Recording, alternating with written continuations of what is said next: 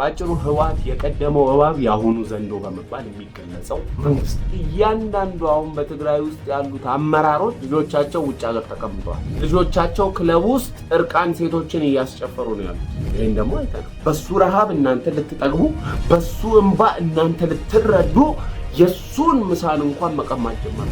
እናንተማ በግድ ነው ካልሞትን እያላችሁ ኧረ ተው።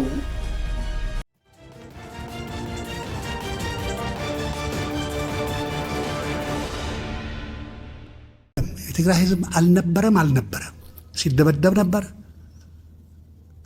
በራሱ ብሔር ደግሞ ሲቀጠቀጥ ነበር። በሽፍታውም ይሁን በፊውዳልም ይሁን በቤተ ክህነቱ 1000 ዓመት እኮ ተቀጥቅጧል። 1000 ዓመት ስቃይ ውስጥ ነበር። በራሳችን ኪራይ ሰብሳቢዎች ያን ጊዜ እንኳን ኪራይ ሰብሳቢ አይባልም። ሽፍታም ቄሱም ደጃዝማች እነሱ ያሳለቁን ይበልጣል። የሞተ ዓመት ያሁን ነው። አልነበረም። ሰላም ጤና ይስጥልኝ ውድ የዊትነስ ሚዲያ አድማጭ ተመልካቾች፣ ዛሬም እንደ ሁሌው ለእናንተ ወሳኝና ወቅታዊ መረጃዎችን ይዘንላችሁ መጥተናል።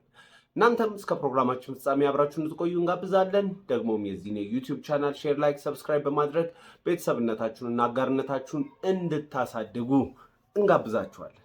እንግዲህ ቀደም ሲል እንደሰማችሁት አቦይ ስብሃት ሲናገሩ እንዲህ ብለው ነበር። አቦይ ስብሃት ምን ብለው ተናገሩ ብለን ስንመለከት አቦይ ስብሃት የትግራይ ህዝብ ረጋጭ ጨፍጫፊ አልነበረም፣ ሙሉ ቪዲዮ ላይ ይህን ነው የሚናገረው፣ አልነበረም ይሉና ሲረገጥ ሲጨፈጨፍ የነበረ ህዝብ ነው። እንግዲህ የትግራይ ህዝብ ደግሞ በምን ተጨፈጨፈ ብለን ስንጠይቃቸው አቦይ ስብሃት ምን ብለው ይነግሩናል? የቀደመውን ታሪካቸውን በማንሳት የትግራይ ህዝብ ለ1000 ዓመት ሙሉ መከራ ውስጥ ነበር። ይህንንም መከራ እያሳየው እያበላው የነበረው ደግሞ ማን ነው ብለን ስንጠይቃቸው ራሱ የትግራይ ህዝብ መካከል የወጣ ቤተ ክህነቱ፣ ፊውዳሉና የመሳሰሉት ናቸዋል።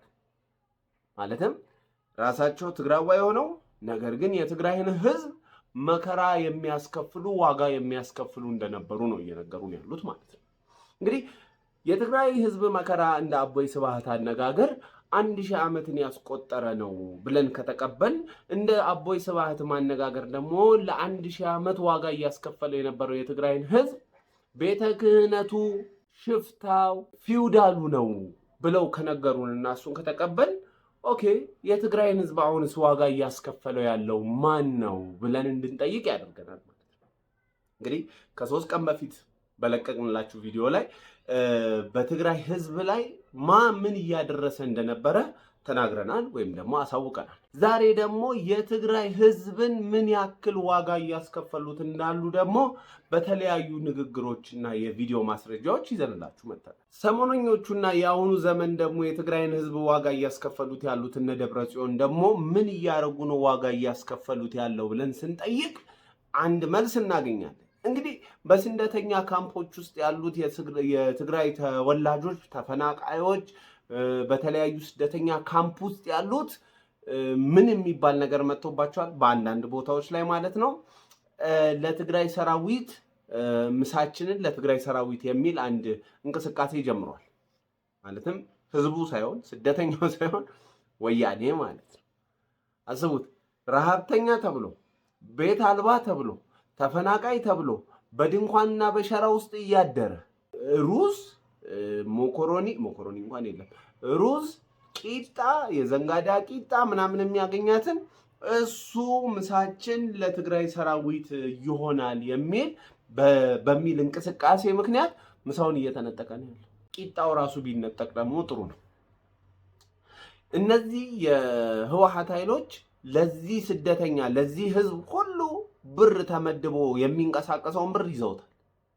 ለምሳሌ ለአንድ ተፈናቃይ በቀን ቢያንስ 200 ብር ተመድቦለት ከሆነ በ200 ብር የሚውል ከሆነ በልቶ ያው ከሆነ ማለት ነው፣ ያው ረሃብ ስላለ ብዬ ነው። ምን ያደርጋሉ? ምሳ ለትግራይ ሰራዊት በሚል 125 ብሩን ይነጥቁታል ማለት ነው። ምሳውን ተብሎ ብዙውን ነው የሚነጠቀው ማለት ነው። ከዛ ከእያንዳንዱ ስደተኛ ላይ 100 ብር 125 ብር ነጥቀው ለትግራይ ሰራዊትም አይወልም። ለትግራይ ሰራዊት እንደማይሆን ደግሞ የምናየው አርሚ 11 አርሚ 13 የሚባሉት የትግራይ ክልል ሰራዊት ተብለው የሚጠሯቸው እነሱ ተራብን፣ ተጠማን፣ ምግብ እያገኘን አይደለም እያሉ ደግሞ የአቤቱታ እያቀረቡ ይታያችሁ። እንግዲህ ከምስኪኑ ከረሃብተኛው ከበላተኛው አፍ ላይ እየነጠቁ እንደገና ለነርሱ በዱባይ በተለያየ ቦታ ለሚያኖሩትና ለሚሰሩት ቤት ወጪ እያደረጉ ነው። አይዘይና አሉላም ሲናገሩ እንዲህ ብለዋል። እያንዳንዱ አሁን በትግራይ ውስጥ ያሉት አመራሮች ልጆቻቸው ውጭ ሀገር ተቀምጠዋል። ልጆቻቸው ክለብ ውስጥ እርቃን ሴቶችን እያስጨፈሩ ነው ያሉት። ይሄን ደግሞ አይተናል። ትዝ ካላችሁ የሰሜኑ ጦርነት ልክ ሲጀመር ምንድነው የተደረገው ብለን ስንመለከት በአሜሪካን ውስጥ የራቆት ዳንስ ቤት ውስጥ ገብተው ፌስቡክ ላይ ሲመላለስ ነበር፣ ሁላችንም አይተነዋል። ስትሪፕ ክለብ የሚባለው ውስጥ ገብተው ነጭ ሴቶችን ራቆታቸውን እያስጨፈሩ ውስኪ ከፍተው በላያቸው ላይ እያፈሰሱ ሻምፓኝ ከፍተው በላያቸው ላይ እያፈሰሱ የትግራይ ህዝብ በጦርነት ይታመሳል አሸናፊዎች እያሉ ማለት ነው። ይሄ ሁሉ ብርኬት መጣ። እነዚህ ሰዎች እኮ የሀገሪቱን ዶላር ይዘው ካሁን በፊት ማለት ነው እስካሁንም ድረስ አንዳንዶቹ ማለት ነው የሀገሪቱን ዶላር ይዘው ዶላር ሰው ባንክ ሄዶ ሲያጣ ኢምፖርት ለማድረግ የሆነ ነገር ለመግዛት ከውጪ ለመግዛት የግድ ዶላር ይዞ መሄድ አለበት። ዶላር ሲያጣ ሂድና ዱባይ ከነሱ ላይ ዶላር ግዛ ነው የሚባለው። ባንክ ለምሳሌ 100 ብር የሚሸጠውን ዶላር እነሱ 125 ብር እያደረጉ ማለት። ይሄ ሁሉ የሀገር ሀብትን የሚበዘብዙ የነበሩ ሰዎች አሁን ደግሞ በትግራይ ምስኪን እናቶች፣ ህፃናትና ሽማግሌዎች በነሱ ሆድ ላይ መጥተው ከነሱም ሆድ ላይ ምሳችንን ለትግራይ አርሚ በማለት እነዚህ ረሃብተኞችን ሌላ የረሃብ አዋጅን ይጠሩባቸዋል ማለት ነው። ከዛ ለዚህ ደግሞ ኤክስኪውዝ ሲጠየቁ እነ ደብረጽዮን ምን እያሉ ይናገራሉ? እኛ በተለያየ ቦታ የስደተኛ ካምፕ ስንሄድ እኛ መጀመሪያ ከሁሉ በፊት ማዳን የምንፈልገው ወያኔን ነው፣ ህወሓትን ነው። ወያኔን ይዘን ነው፣ ህወሓትን ይዘን ነው መግባት የምንፈልገው ወደ ሀገራችን ወደ ቤታችን ይላሉ ይላል። ተው፣ ኧረ ተው።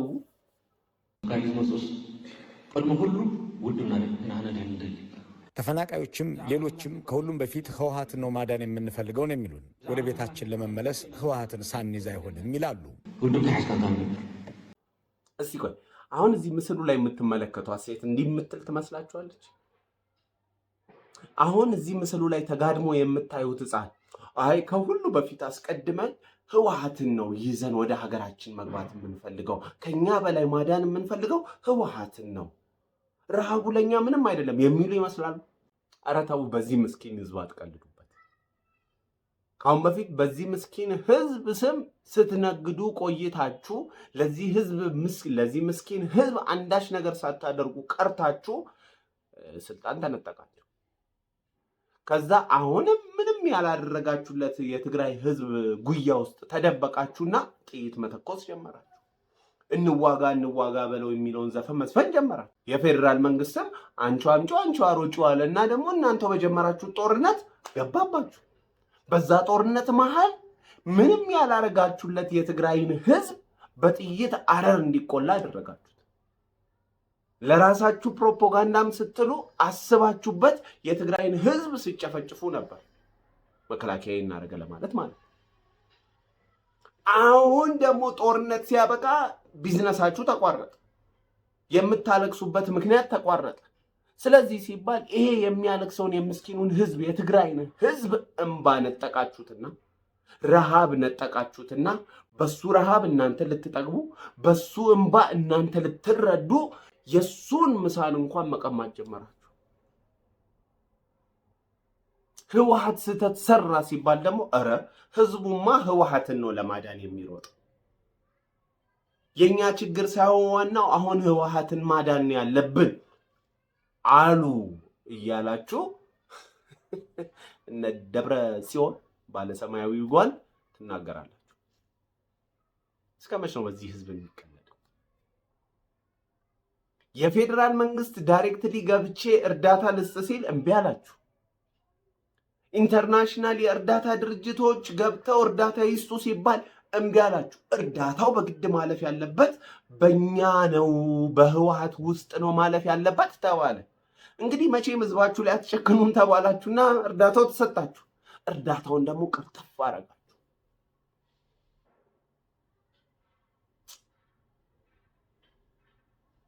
እናንተ የዛሬ 6 ዓመት ምናምን አካባቢ የቀንጅብ ተብሎ ስም ሲወጣላችሁ ትንሽ ከፍቶኝ ነበር። ዛሬ ግን ፊት ለፊት እላችኋለሁ እናንተ የህወሓት አመራሮች የቀንጅቦች ናቸው። ምንም ይሄ መደበቅም መዋሸትም የሚያስፈልገው ጉዳይ አይደለም። እሺ ይሄም ደግሞ በዚያ አብቃ። ሞንጆሊኖ ደግሞ የተናገረችው ደግሞ ለየት ይላል። ማለትም የደጺን የደብረጽዮንን ንግግር አፕዴት አድርጋ ፕሮማክስ አድርጋ አልትራ አድርጋ ነው ያመጣችው። እስቲ የሷን ደግሞ እንስማ። በጣም ዝገርም ነው። ሁሉም መድረካት በጣም የሚገርም ነው። በሁሉም መድረኮች የተፈናቀለው ህዝባችን ብቻውን ይሁን በአካባቢው ካለው ህዝብ ጋር እንደ ህወሓት ስናወያይ ተፈናቃይ ስላለበት ችግር መከራ እየኖረው ስላለ አስከፊ ህይወት ይናገራል። ሆኖም ግን መጀመሪያ ህወሓት ትኑርልኝ ነው የሚለው። ወደ ቦታችን ለመመለስ ህወሓት ትኑርልን ብለው ነው ሁሉ ጊዜ የሚነግሩን። ይሄ በህዝቡና በህወሓት መካከል ያለውን ትስስር የሚያሳይ ነው። ናብራ ዘሎ ሕሱም ናብራ ይዛረብ ግን ለቀደም ወድባይ ታልወለይ እንደሰማችሁት ነው። እንግዲህ ደብረጽዮን እኛ ህወሓትን ማዳን ነው የምንፈልገው ይለናል ረሃብተኛው ህዝብ ብሎ የተናገረው ሳያበቃ አሁን ደግሞ ተመልሳ መጣችና ሞንጆሊኖ እኛ ህወሓት ትኑርልን ነው የምንለው።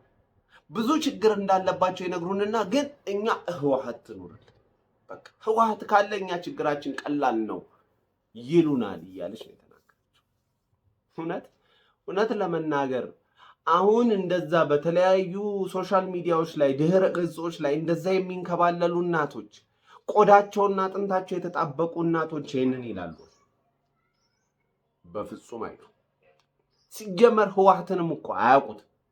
ማለትም ድሮ የነበረው የሚያውቁት ህወሓት አለ፣ አሁን ደግሞ የሚያውቁት ህወሓት አለ።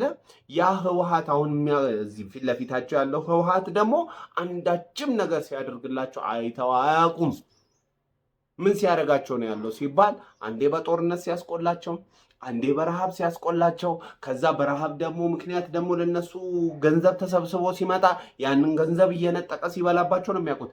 የትኛውን ህወሓት ነው እናድን ብለው የሚያስቡት? የትኛው ህወሓት ነው ትኑርልን ብለው የሚያስቡት? እየገደለቻቸው ያለውን ህወሓትን ነው ህወሓት ትኑርልን የሚሉት? ኖ ኔቨር፣ መቼም እንዲህ አይነት ማለትም ውሸትም እኮ አይነት አለ። ውሸት አይነት በህይወቴ በጣም ውሸታም ፕሮፓጋንዲስት ያየሁት የኢራቅና የአሜሪካ ጦርነት ላይ 2003 አካባቢ መሰለኝ የተጀመረውና እንደ ነጮች የዛን ጊዜ የኢራቅ ቃል አቀባይ ሆኖ እየሰራ የነበረው ያ ሰውዬ አሜሪካ የኢራቅን አየር ቀጠና ሁሉ ወራ እየቀጠቀጠች ሳዳም ሁሴን ጉድጓዳቸው ውስጥ ተደብቆ እሱ ግን አንዲት ማይክ ይዝና ቁጭ ብሎ ይኸው አሁን በኢራቅ ጎዳናዎች ላይ የፋሽስቱ የአሜሪካ ወታደር ደም እየፈሰሰ ነው ምናምን እያሉ ፕሮፓጋንዳ ይሰራል። ህዝቡ ሬዲዮን እሱን እየሰማ ፊት ለፊት ወጥቶ የሚያዩ የተለያየ ነገር የኢራቅ። ከሱ ቀጥሎ በጣም በውሸት ደረቅ ውሸታሞች ማንን አያችሁ ብትሉኝ ህወሓትን ነው ያዩት። ህዝቡ እንደዛ መከራ እያየ ኧረ ምን ችግር አለ? ኧረ ምንም የተፈጠረ ነገር የለም፣ እንደውም እኛን ነው ለማዳን እየጣሩ ያሉት፣ እናንተማ በግድ ነው ካልሞትን እያላችሁ ያላችሁ። ይህን ይመስላል እንግዲህ የህወሓት ወቅታዊ አቋም። በህዝብ ደም፣ በህዝብ ሆድ፣ በህዝብ ረሃብ፣ በህዝብ ለቅሶ፣ በእናቶች ዋይታ እየቀለደ ይገኛል። ባይዘይ የትግራይ እናቶች በጣም የሚያሳዝኑ ይመስላል። ያ ፕሪቶሪያው ስምምነት ከተደረገ በኋላ ያዩዋቸው አንዳንድ ቪዲዮዎች ላይ ብዙ እናቶች ልጆቻቸውን ቀበሩ። ማለትም ቀበሩ ሚንስ ሞቱባቸው፣ አልቀበሩም። በረሃ ነው የቀሩት። አሞራ ነው የበላቸው፣ ጅብ ነው የበላቸው። ሌላ ምንም እውነታው ይሄ ነው። ግን ከዛ ባለፈ ግን በጣም የሚያሳዝነው የነሱን የሞቱባቸውን የልጆቻቸውን ልጆች ለማሳደግ ኑሮ ሊጀምሩ ሲሉ ረሃብ መጣባቸው። የመጣባቸው ረሃብ ደግሞ እንደምንም ብሎ ሊያሸንፉ በእርዳታ ምግብ ሊያሸንፉ ሲሉ የእርዳታውን ምግብ ከአፋቸው የሚነጥቃቸው ሌላ አውሬ መንግስት ይኸው ተቀመጠባቸው። ማ ሲባል የቀደመው ወያኔ ያሁኑም ህወሓት። እዚህ መጽሐፍ ቅዱስ ላይ ሰይጣንን ሲገልጸው እንዲህ ይላል። ራእይ መጽሐፍ ላይ ስንመለከት እንደው የማይገባ ቦታ ጠቀስኩት ይቅርበሉኝ። ዲያብሎስን ሲገልጸው የቀደመው እባብ ያሁኑ ዘንዶ ይለዋል። ማለትም ድሮ እባብ ነበር፣ አሁን ግን አድጎ ዘንዶ ሆኗል ይላል። ድሮ መናደፍ ነበር፣ አሁን መዋጥ ነው ስራው እያለ ማንን? ሰይጣን። ወያኔ ድሮ በትግራይ ሰዎች ስር ተደብቆ መብላት ነበር፣ አሁን ደግሞ የትግራይን ሰዎች መብላት ጀምረዋል፣ መዋጥ ጀምረዋል፣ መግደል ጀምረዋል። ባጭሩ ህወሓት የቀደመው እባብ ያሁኑ ዘንዶ በመባል የሚገለጸው መንግስት ነው። ኤኒዌይስ እነዚህ እናቶች ትላንት ልጆቻቸው በጦርነት ሞቱ። 5-6 ልጆቻቸው ሞቱ። የነሱ የልጅ ልጆች እጃቸው ላይ ቀሩ፣ ህፃናቶች፣ እንቦቃቅላዎች። እነሱን ደግሞ ከረሃብ ለማዳን ሲሉ ይህ ዘንዶ መንግስት የህወሓት ኃይል ምን ማድረግ ጀመረ? የቀረበላቸውን ያመጣላቸውን እርዳታ እየነጠቀ ለራሱ ሆድ ማዋል ጀመረ። ከዚህ በላይ ዘንዶ ምናል? ዘንዶም እኮ ልክ አለው። ዘንዶ ዝሆን ውጦ አይቻላል። ዘንዶ በግ ነው የሚውጠው፣ በሬ ይውጣል።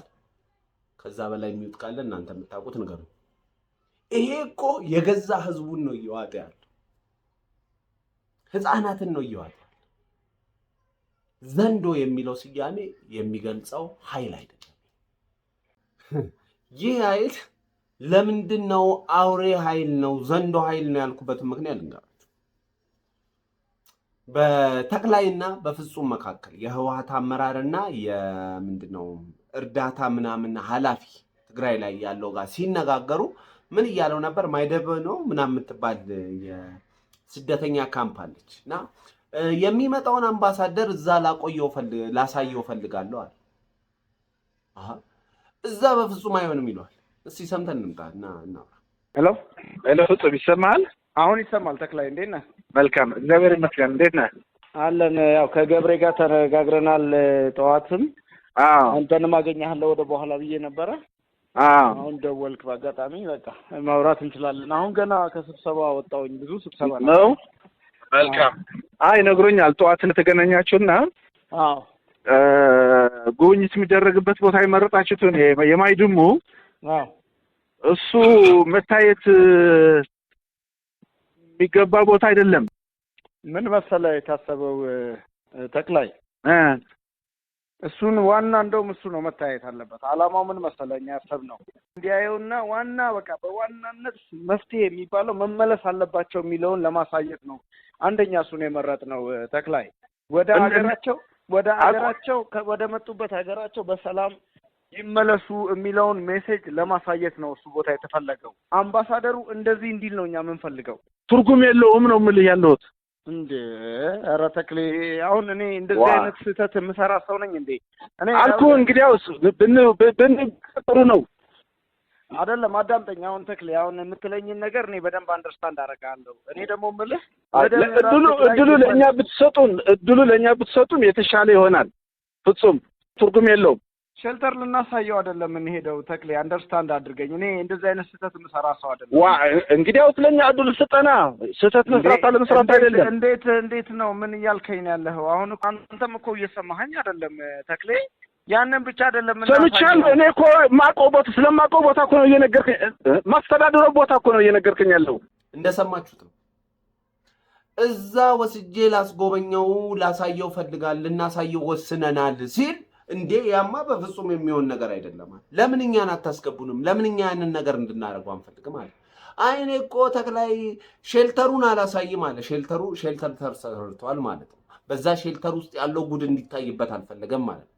ስለዚህ ፍጹም ምን ይለዋል? እኔ ሼልተሩን አላሳየውም፣ እንደዚህ አይነት ስህተት አልሰራም። ግን ያንን ቦታ ታይቶ እዛ አካባቢ ደግሞ ያሉት ከምዕራብ እዚህ ከወልቃይት ምናምን አካባቢ የተፈናቀሉት ናቸውና እነሱ ወደ ቦታቸው እንዲመለሱ ማድረግ ይገባናል ሲል በፍጹም ሞቼ ይገኛሉ። የማይታሰብ ነገር አስዋጭታል። የትግራይ ህዝብ አመራር ሆኖ የትግራይን ህዝብ እወክላለሁ እያለ የትግራይ ህዝብ ከረሃቡ ላሳርፈው ፈልጋለሁ እያለ ነገር ግን የትግራይን ህዝብ ለማጥፋትና ለመግደል የሚተጋ እንደዚህ አይነት ኃይል አይቻልም። የአምባሳደር ቢጎበኝ ምንድነው የሚታወቅበት ሲባል ለትግራይ የተሰጠ ብዙ ፈንድ አለ፣ እርዳታ አለ፣ ለረሃብተኞች፣ ለስደተኞች በተለያየ መንገድ ያ ገንዘብ የተገባ መባሉ ስለማይቀር ያ ነገር በፍጹም እንዳይሆን ያ የተባለው አምባሳደር በፍጹም እዛ አካባቢ ሄዶ እንዳይጎበኝ ምን አደረገ? ክልከላ አደረገ። አያችሁ፣ ተጠያቂነትን ፍራቻ ነው። ነገ የት ለምን እንዲያደርክ መባልን ፍራቻ በፍጹም እዛ አካባቢ ሄዶ መጎብኘት የለበትም። ምክንያቱም ሲባል የተራቡ የጠወለቁ የደረቁ ቆዳና አጥንታቸው የተለጣጠፈ ሰዎች ስላሉ እሱ እንዲታይበት አይፈልግም። እንዴ የሰጠናችሁስ ብር እነዚህ ሰዎች እስካሁን እንዴት ለምን አልበሉም ቢባል የሚሰጠው የሚመልሰው መልስ የለውም። ስለዚህ ሲባል በፍጹም እዛ አካባቢ አንድም ሰው ዝር እንዳይል ይላል።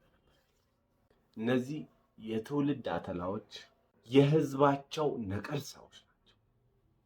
አይዘይ መሽገር እንደዚህ አይነት ባል መሽገር በግ ላይ ይለጠፋል፣ ላም ላይ ይለጠፋል። ከዛ መሽገሩ ምንም ስራ የለውም። እንደሞተ ሰው እዛ ላይ ተለጥፎ ነው የሚቀመጠው። ስታዩት ሞቷል ነው የምትለው።